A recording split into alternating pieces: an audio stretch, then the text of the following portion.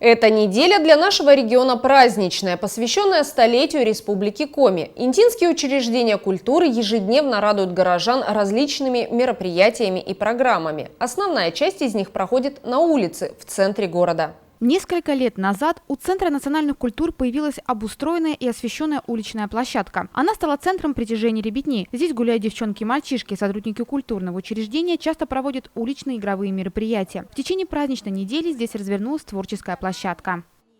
Осталось буквально несколько дней до главного праздника этого года, до юбилея нашей любимой республики. ЦНК, конечно же, проводит культурно-массовые мероприятия, в том числе, как мы и обещали интинцам, у нас каждый день работает площадка возле ЦНК, территория добра, так называемая. Мы предлагаем интинцам разнообразную программу. Мастера у нас работают на ярмарке мастеров. Для детей у нас большая программа предлагается. Фотозоны будут работать. Конечно, погода вносит свои коррективы. Мы не знаем, то ли будет солнышко, то ли дождик.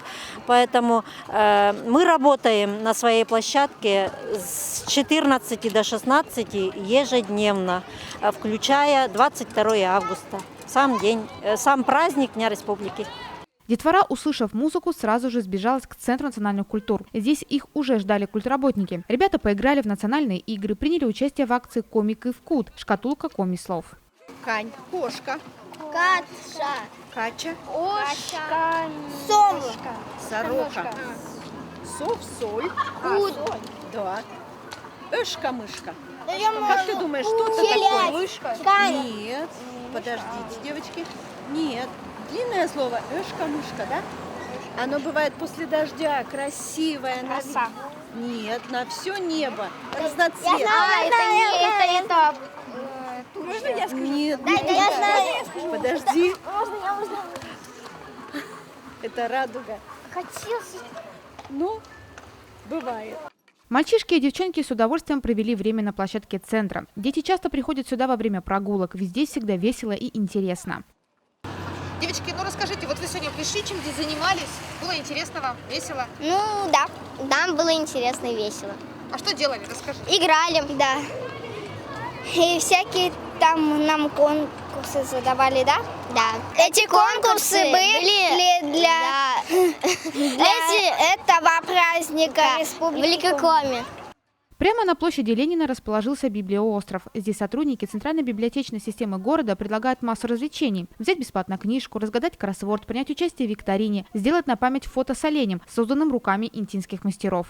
Наше мероприятие приурочено к столетию Республики Коми. Мы целую неделю с 16 по 22 находимся на площади Ленина с играми, конкурсами. Все игры, конкурсы, викторины посвящены Республике Коми, ее истории, культуре, природным ресурсам.